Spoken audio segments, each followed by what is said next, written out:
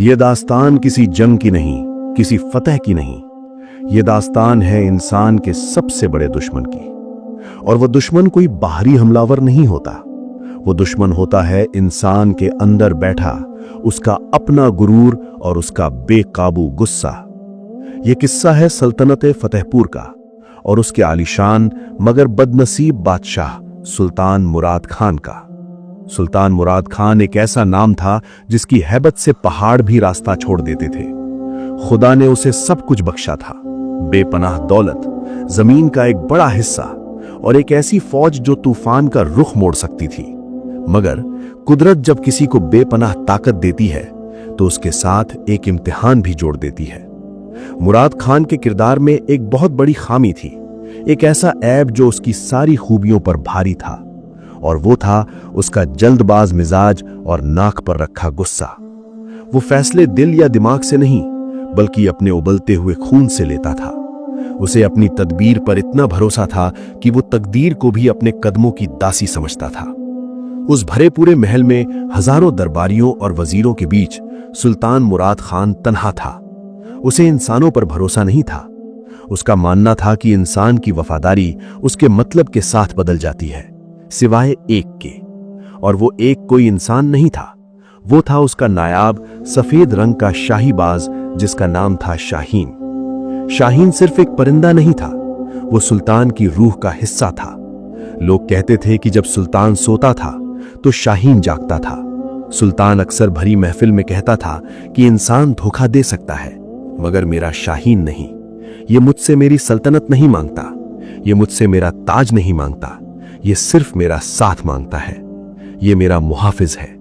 सुल्तान को नहीं पता था कि उसके ये शब्द आने वाले वक्त में एक बद्दुआ की तरह सच साबित होंगे। एक रोज मौसम ने करवट ली, आसमान साफ था और हवाओं में एक अजीब सी कशिश थी। सुल्तान के दिल में शिकार की पुरानी लत जाग उठी। शिकार जो बादशाहों के लिए मनोरंजन था लेकिन कुदरत के लिए एक साजिश। सुल्तान ने ऐलान किया कि आज हम वादी खामोश की सरहदों तक शिकार के लिए जाएंगे। ये सुनते ही वजीर खास के चेहरे का रंग उड़ गया। उसने कांपते हुए कहा कि गुस्ताखी माफ जहां पना, मगर वादी खामोश का इलाका मनहूस है। वहां खामोशी का राज है और मौत की सरगोशियां हैं। वहां पानी की किल्लत है और रास्ता भूलने का डर है। मगर सुल्तान की आंखों में वही जिद्दी चमक आ गई। उसने हंसते हुए कहा कि हम मुराद खान हैं। हम वहां नहीं जाते जहां रास्ते आसान हों, हम वहां जाते हैं जहां खतरे हमारा इंतजार करते हैं। और बस यही वो पल था जब सुल्तान ने अपनी तकदीर के उस काले पन्ने पर हस्ताक्षर कर दिए जिसे अब पलटा नहीं जा सकता था। लश्कर निकला शान और शौकत के साथ।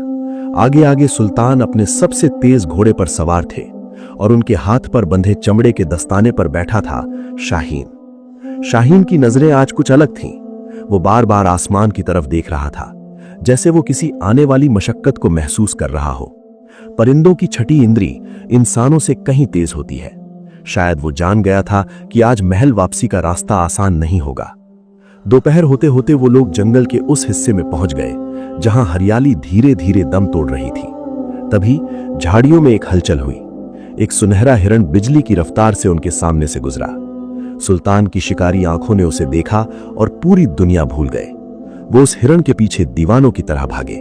हिरण चालाक था, या शायद वो हिरण था ही नहीं, वो तो मौत का एक छलावा था। वो हिरण सुल्तान को घने जंगल से निकालकर खुले मैदानों की तरफ ले गया।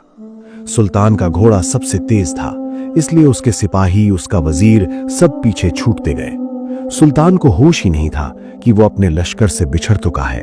उसके दिमाग पर सिर्फ उस शिकार को पाने का जुनून सवार था। भागते भागते अचानक वो हिरण एक टीले के पीछे गया और गायब हो गया, जैसे जमीन निगल गई हो या आसमान खा गया हो। सुल्तान ने घोड़े की लगाम खींची। सुल्तान ने चारों तरफ देखा लेकिन हिरण का कहीं नामो निशान नहीं था। वो आ चुके थे वादी खामोश के दिल में। यहां का मंजर किसी डरावने ख्वाब जैसा था।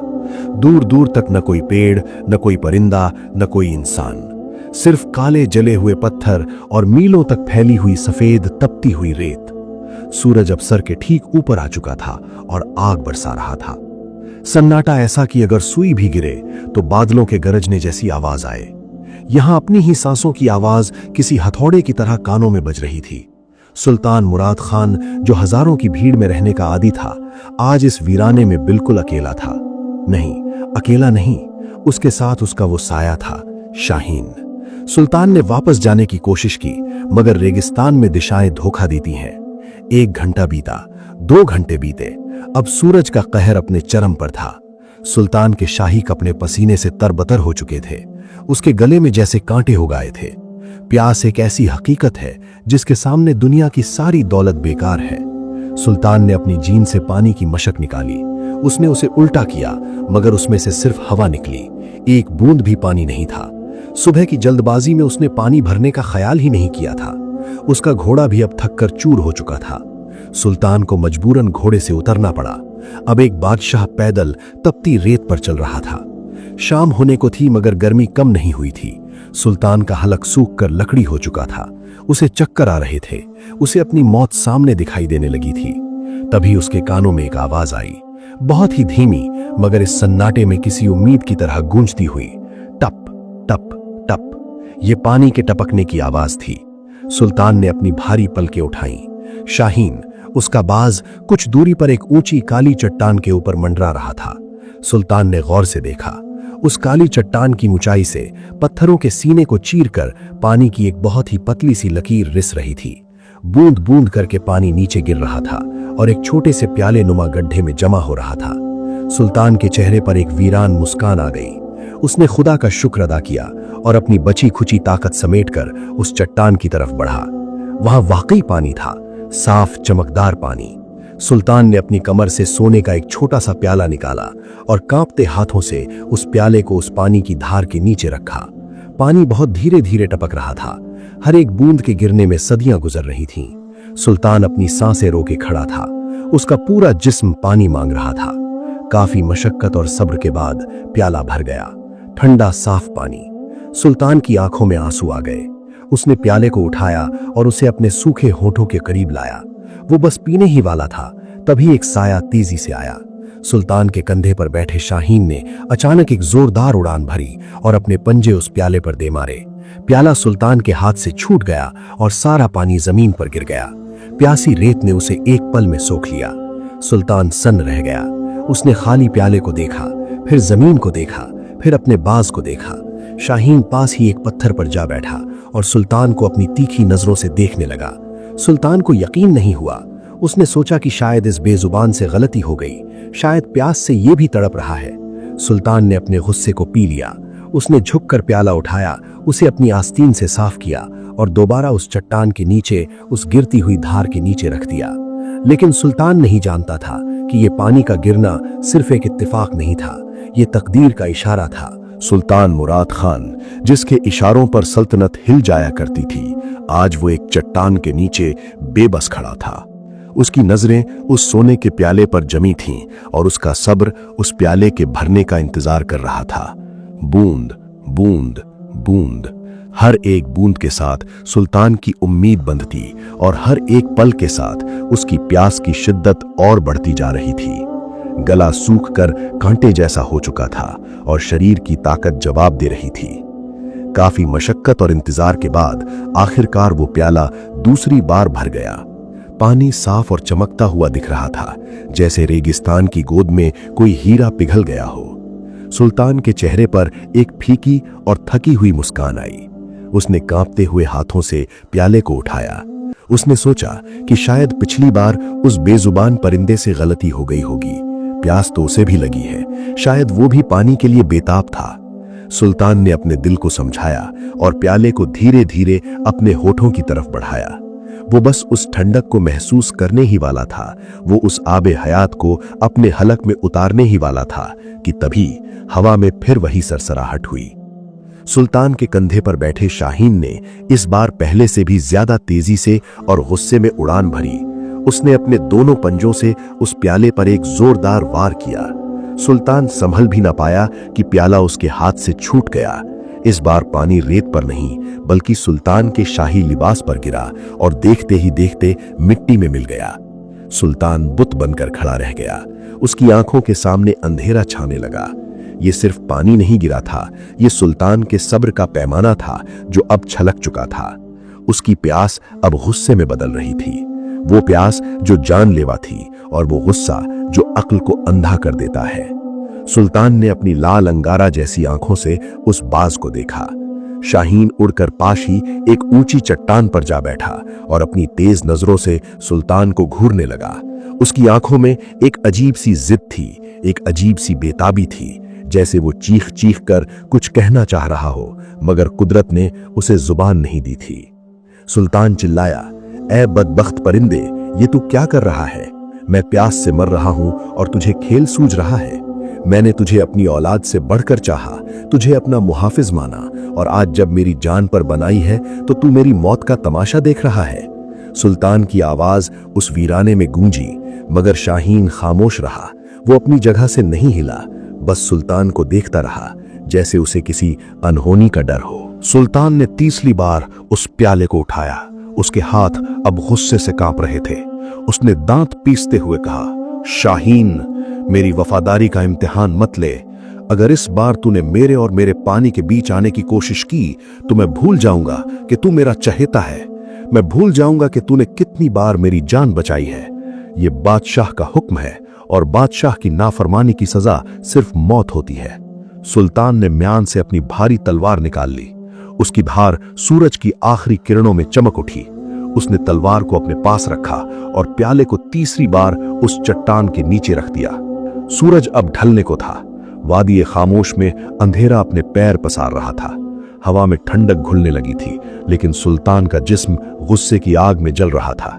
यह इंतजार अब किसी सजा से कम नहीं था। पानी की बूंदें बहुत धीमी रफ्तार से गिर रही थीं। सुल्तान की सांसें भारी हो रही थीं। उसका दिमाग अब काम नहीं कर रहा था। सिर्फ एक ही धुन सवार थी कि किसी भी कीमत पर यह पानी पीना है, चाहे इसके लिए उसे पूरी दुनिया से लड़ना पड़े या अपने सबसे प्यारे दोस्त का खून बहाना पड़े। आखिरकार प्याला भर गया। पानी छलकने को था। सुल्तान ने प्याले को उठाया। उसकी नजरें पानी पर थीं, लेकिन उसका ध्यान उस बाज पर था। जैसे ही प्याला उसके होठों के करीब पहुंचा, उसे हवा में फड़फड़ाहट सुनाई दी। शाहीन ने उड़ान भरी। सुल्तान समझ गया, इससे पहले कि बाज उस प्याले तक पहुंचता, सुल्तान के अंदर का वो जालिम बादशाह जाग उठा, जिसने आज तक किसी की नाफरमानी बर्दाश्त नहीं की थी। उस जल्दबाजी में जिसका शिकार वो हमेशा से था, उसने अपनी तलवार हवा में घुमा दी। खनक, एक दर्दनाक चीख गूंजी और फिर सन्नाटा छा गया। सुल्तान का वार इतना सटीक और जानलेवा था कि तलवार सीधा शाहीन के परों को काटती हुई निकल गई। वो वफादार परिंदा जो आसमान का राजा था, एक कटी हुई पतंग की तरह तड़पता हुआ जमीन पर आ गिरा। उसके सफेद पर खून से लाल हो गए। वो फड़फड़ाया। उसने अपनी गर्दन उठाकर एक आखिरी बार अपने मालिक को देखा और फिर शांत हो गया। प्याला तीसरी बार भी गिर चुका था और इस बार वो दूर पत्थरों के बीच जा गिरा था, जहां से उसे उठाना मुमकिन नहीं था। सुल्तान हाँप रहा था। उसकी तलवार से खून टपक रहा था। उसने जमीन पर पड़े अपने दोस्त को देखा। गुस्से का नशा अभी भी उसकी आंखों पर छाया हुआ था। उसने चीख कर कहा, तूने यही चुना था। मैंने तुझे आगाह किया था। एक बादशाह के सब्र को ललकारने का अंजाम यही होता है। तूने अपनी जान गंवाई और मुझे प्यासा रखा। अब सुल्तान के पास पीने के लिए न पानी था न प्याला। प्यास अब बर्दाश्त के बाहर हो चुकी थी। उसने गुस्से में ऊपर देखा कि यह पानी आ कहां से रहा है। उसने फैसला किया कि अब वो किसी प्याले का इंतजार नहीं करेगा। वो खुद उस चट्टान पर चढ़ेगा और जहां से ये पानी निकल रहा है, सीधा वहीं मुंह लगाकर अपनी प्यास बुझाएगा। वो उस काली चट्टान की तरफ बढ़ा। उसके जूतों की आवाज उस सन्नाटे को चीर रही थी। वो चट्टान पर चढ़ने लगा। हर कदम पर उसे गुस्सा आ रहा था कि उसके बाज ने उसे कितनी तकलीफ दी, कितना तड़पाया। आखिरकार गिरते पड़ते वो उस चट्टान की सबसे ऊंची चोटी पर पहुंच गया। वहां एक छोटा सा गड्ढा था जहां बारिश का पानी जमा होता था और फिर धीरे धीरे रिसकर नीचे गिरता था। सुल्तान की आंखों में चमक आ गई। वो घुटनों के बल उस गड्ढे की तरफ बढ़ा ताकि जी भरकर पानी पी सके। उसने अपने दोनों हाथ आगे बढ़ाए। वो अपना मुंह उस पानी में डालने ही वाला था कि अचानक उसकी नजर पानी के बीचों बीच पड़ी एक चीज पर जम गई और उस एक पल में वक्त जैसे थम गया। सुल्तान के हलक में जो प्यास थी वो एक झटके में खौफ में बदल गई। उसके रोंगटे खड़े हो गए और जिस्म का सारा खून सर्द पड़ गया। वहां उस छोटे से गड्ढे में पानी का कोई साफ चश्मा नहीं था। वहां पत्थरों के बीच फंसा हुआ एक विशाल और निहायत ही जहरीला काला नाग मरा हुआ पड़ा था। वो कोई मामूली सांप नहीं, बल्कि रेगिस्तान का सबसे खतरनाक वाइपर था। उसका जिस्म सड़ रहा था, गल रहा था और उसकी खाल फट चुकी थी। उस मरे हुए सांप के मुंह से और उसके सड़े हुए जिस्म से निकल रहा गाढ़ा हरा और पीला जहर उस जमा हुए पानी में घुल रहा था। वो जहर पानी के साथ मिलकर बूंद बूंद करके नीचे टपक रहा था। जिसे सुल्तान नीचे से आब हयात समझ रहा था, जिसे वो अपनी जिंदगी समझ रहा था, वो असल में मौत का सबसे भयानक रूप था। वो साफ पानी नहीं, बल्कि खालिस जहर था। सुल्तान के पैरों तले से जमीन खिसक गई। वो लड़खड़ा कर पीछे हट गया। उसका दिमाग सुन्न पड़ गया। एक ही पल में सारी हकीकत किसी बिजली की तरह उसके जहन में कौंध गई।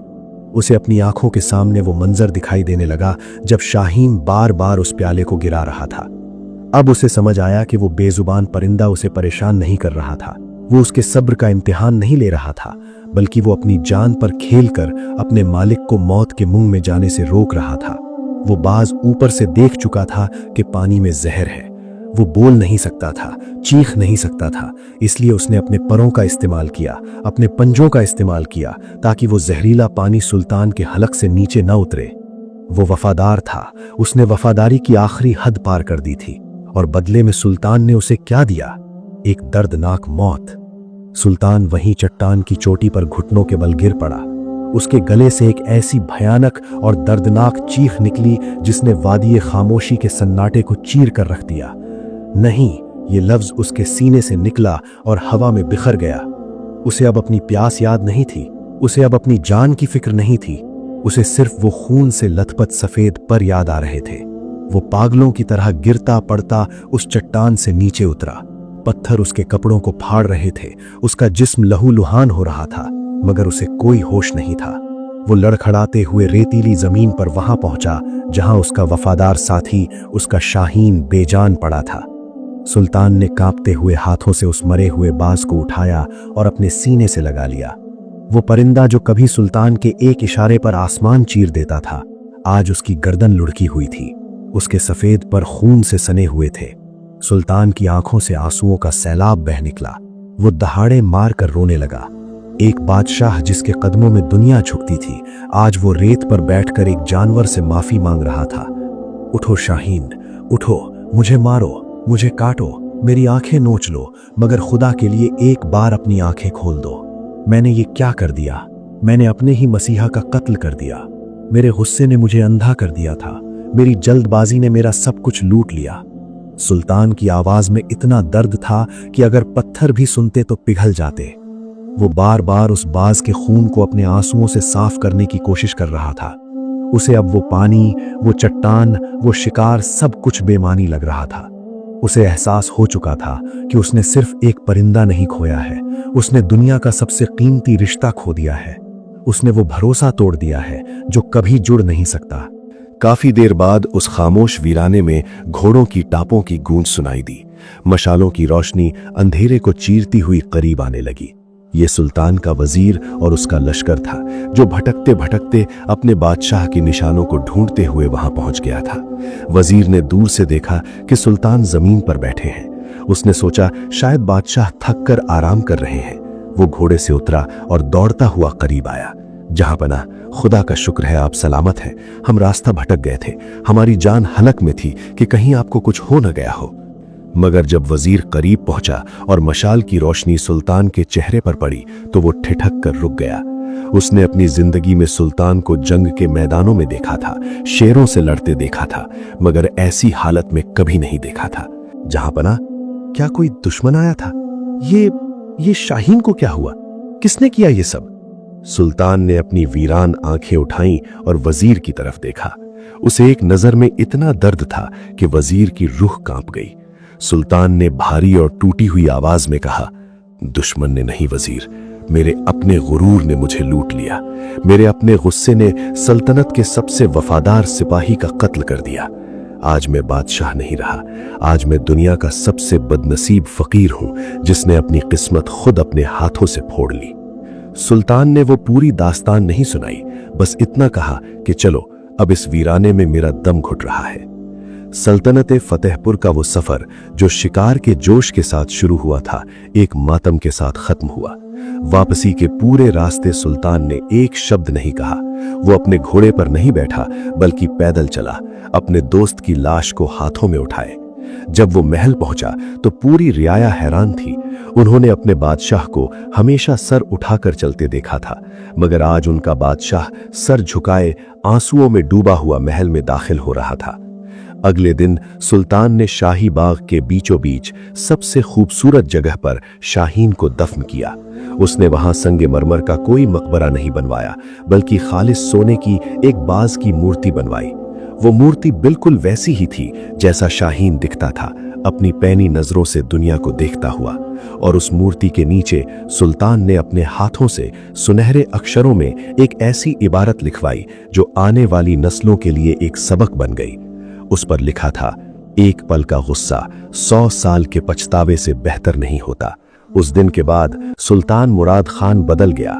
वो जल्दबाज और गुस्सैल बादशाह जो बात बात पर तलवार निकाल लेता था, अब एक खामोश और बेहद नर्म दिल इंसान बन चुका था। जब भी उसे गुस्सा आता या जब भी कोई फैसला लेना होता, वो शाही बाग में जाता और उस सोने के बाज को देखता। उसे वो तपती हुई दोपहर, वो जहरीला सांप और वो खून से सने हुए सफेद पर याद आ जाते। उसकी तलवार अब म्यान से कम निकलती थी और उसकी जुबान से माफी ज्यादा। लोग कहते हैं कि उसके बाद के दौर में सल्तनत फतेहपुर में कभी किसी बेगुनाह को सजा नहीं मिली, क्योंकि तख्त पर बैठा बादशाह अब सिर्फ हुकूमत करना नहीं, बल्कि महसूस करना सीख गया था। दोस्तों, ये दास्तान सिर्फ एक बादशाह और एक परिंदे की नहीं है। ये कहानी है हमारी, आपकी और हम सब के अंदर छिपे उस गुस्से की। गुस्सा वो आंधी है जो अक्ल के दिए को बुझा देती है। हम अक्सर अपनी जिंदगी में वही गलती करते हैं जो सुल्तान ने की। जब कोई हमारा भला चाहता है, हमारी राह रोकता है, हमें किसी गलत काम से टोकता है, तो हमें लगता है कि वो हमारा दुश्मन है। हम बिना सोचे समझे जल्दबाजी में अपने रिश्तों को, अपनी दोस्ती को और अपने चाहने वालों को चोट पहुंचा देते हैं, कड़वे बोल देते हैं या रिश्ते तोड़ देते हैं। लेकिन याद रखिएगा, जब गुस्से का धुआं छटता है और हकीकत सामने आती है, तब तक बहुत देर हो चुकी होती है।